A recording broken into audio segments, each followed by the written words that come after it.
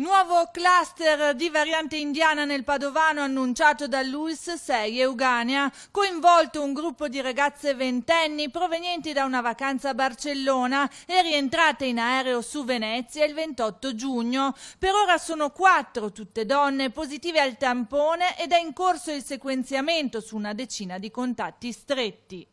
Nel frattempo, questa settimana in azienda ospedaliera si sono registrati 28 nuovi casi positivi al Covid, in linea con l'andamento della scorsa settimana. Solo 2 di questi sono over 65.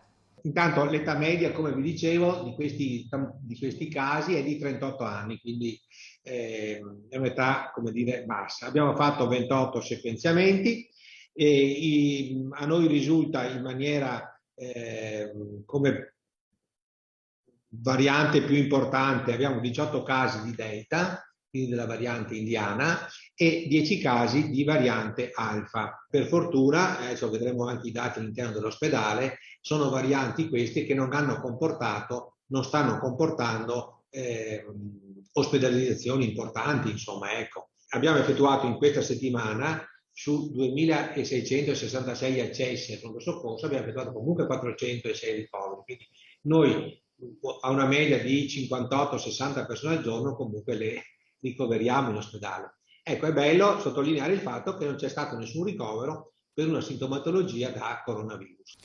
Anche l'azienda ospedaliera offre la possibilità di tampone gratuito ed accesso libero in tutti i Covid Point in via Giustiniani e in fiera al padiglione 8 per capire come si sta sviluppando l'epidemia e monitorarla.